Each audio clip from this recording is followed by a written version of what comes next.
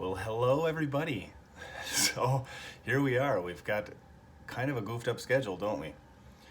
So if you're not aware, here I am with my Corona beard and my Corona house coming at you. Hopefully we'll get some instruction in and we'll be able to supplement the things that we're going to be missing by having our actual classroom. So what I'm going to do is I'm going to go over some of the content. We'll talk about scheduling, some of those different things. But I guess first of all, we really need to address the problem of how we're going to move forward with this. So as you know, we got an extra week of spring break, so that's something, I guess. But right now, the campus is tentatively scheduled to reopen on the 6th. So we don't know what that's going to look like yet, but we'll see. So in the short term, what I plan on doing is releasing some of these videos for you guys.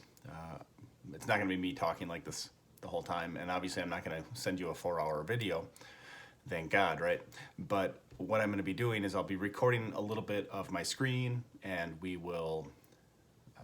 I'll show you some PowerPoints. We'll show you some of the in-class instruction. But then what I'm going to do is, you probably all saw that we have this Zoom that is set up, and we will, if you'd like, we can set up one-on-one sessions if you guys have questions, and we can use that as an opportunity to share our screens and see each other if you're so brave like I am right here. So as you can see, like I said, I'm in my nice stuck in the house clothing here. So in fact, behind me, you can see we're even doing some home remodeling because what the heck, there's nothing else to do. We're painting and things. That's why you can see things laying around. So, but glimpse into my home, right? But anyways, I'm not going to be doing this whole thing the whole entire time, but please, I guess regarding homework, obviously things are a little goofed up, but I'm still gonna try to hold everybody to that idea of let's get our things done, okay? Because we do need to make sure that we're assigning grades and we're getting things done in a timely fashion moving forward here, because it's gonna be extra difficult.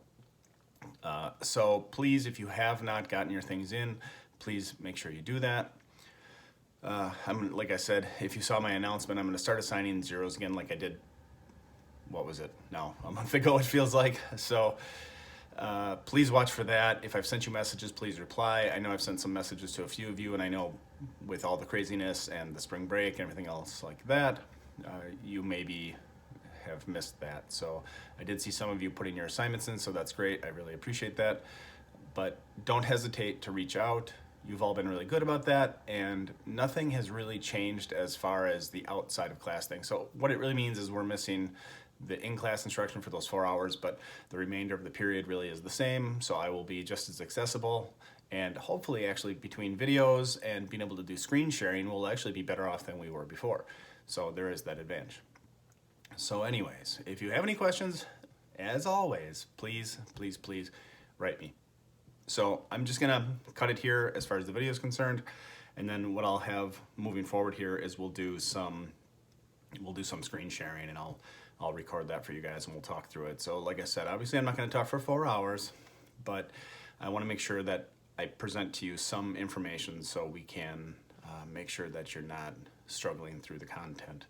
So as usual, like with any computer programming, we're going to have to make sure that we do our best to do our own research and move ourselves forward in our constantly learning. So if you have questions or you're not understanding something, please go out and see. I'll try to provide links like I always do at the end of the module, and use those as a resource or a reference. Always use the PowerPoint, and then like I said, if you can't figure it out, please write me.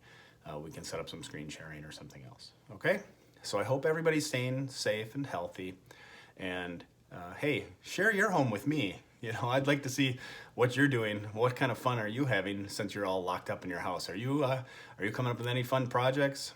Are you enjoying yourself? What have you been doing? I know a lot of our spring break plans probably got canceled. So anyways, I hope you're all having a good break. I hope you enjoy the extra week. Hope you find something constructive to do, and look forward to more screen sharing from me. All right. Thanks, guys. Appreciate it.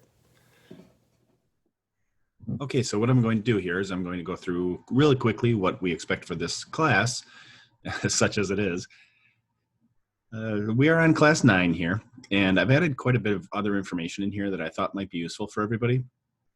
I added all of this GitHub presentation. There's also introduction, and there's this quick little video series.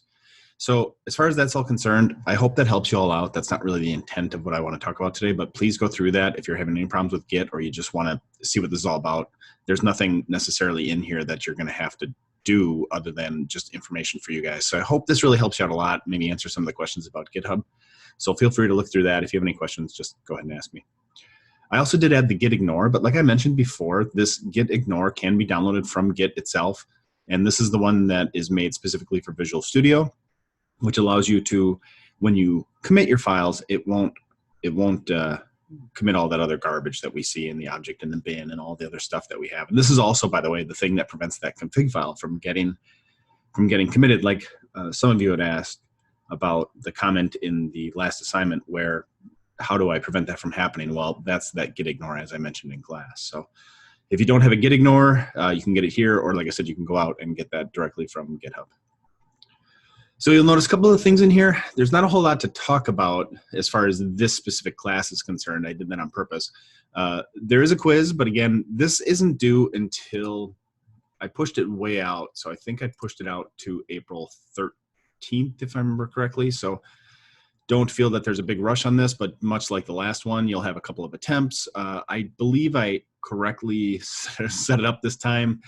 Thanks to Greg for mentioning that last time, but you should be able to see that there is an attempt, there is an opportunity for you to see the assignment, I'm sorry, the incorrect responses. So you can see it after each attempt and also after your last attempt, you'll get 2 attempts. So, and like I said, that is due on the 13th here. So like I said, no rush really, but go ahead and take a look at that when you have some time.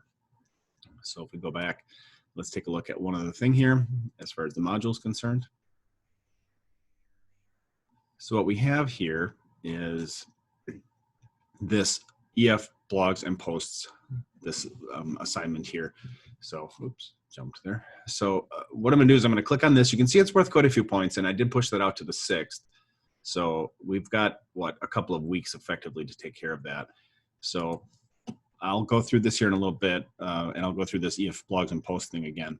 But real quickly, there's this attachment to it, this PDF here. So go ahead and open up that PDF. And what you're going to see is there's quite a bit of details in here. So that's why I think this is a good one for our sort of out of class instruction time. And it really is an extension to what you all have already been working on. So I think this is really going to help you out a lot. It's not going to require a whole lot of in-class instruction. So it's really perfect. So, and on top of that, there's this idea of these screen captures. So it's real simple. Add the ability to display posts for a specific blog and or all posts from all blogs, okay? So hopefully that's clear. And what hopefully helps you as well is if you scroll through this, there is a ton of pictures in here. Lots and lots and lots. I can go through them, but effectively, hopefully this is very self-explanatory about what you have to accomplish and how you have to proceed. So if you have any questions about anything, you know, go ahead and ask me, but hopefully it's pretty clear about what you have to accomplish. And that's hopefully something we can deal with here as we're out of class for a little while. So I will do a little bit of review on the previous EF blogs and posts here in just a second. I'll open up Visual Studio and then we'll take a look at that. But hopefully the module itself today is very self-explanatory. Okay. So if you have any questions, as always, send me a message. I'll try to send out an announcement specifically about this that will be attached along with this video.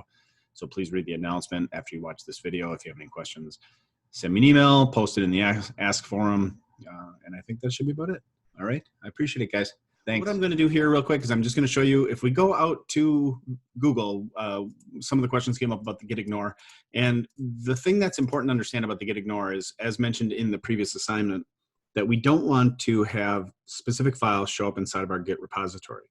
So what this Git ignore file does is it tells Git when you do your commit, so from Visual Studio, when we do our commit, we want to ignore specific files, okay? So what you can do, there's a couple of ways to do it. We can go out to Google here real easily, and we can just say, search for GitHub Visual Studio Git ignore, and you'll see that there is a file that comes up. The very first link here out on GitHub, you'll see it's named Visual Studio Git ignore, so click this. And what will come up is typically what I do here at this point is I just click raw, and you can come out here and you can save this file. So once it opens up, you can do a Control S and save this file, okay? But let's take a look and see what's in here. If we scroll through this, you'll see the whole point of this is that we have a lot of different things that are ignored. So let's see what we've got. We've got different core files, I don't know, all sorts of things that are built by Visual Studio. These are essentially things that we don't want to appear inside of our repository, okay? So if we were to scroll through this, we would find there's different config files and text files, etc. So if you're finding that specific things are not showing up when you'd expect them to, you can either come through here and manually edit the git ignore file, or inside of Visual Studio, you can tell it to, by right-clicking. If you remember in class, when we right-click on those things, it would say either add to or ignore, right, from git. So as I mentioned, there's a couple of different ways we can do this. This is the one way we can do it. But the other way is when we create a brand new repository, we'll find here, one of the options we have is we can add this git ignore when we create a brand new one. And if you scroll through this, you'll see that there is a Visual Studio option.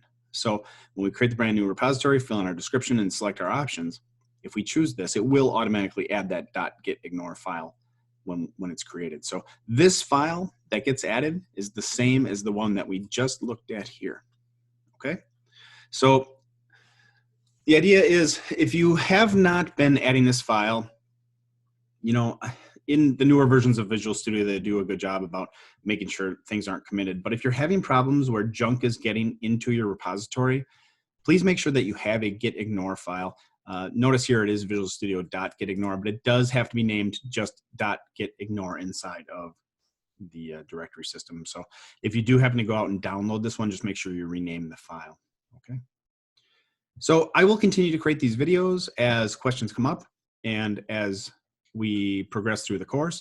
So hopefully you find this useful.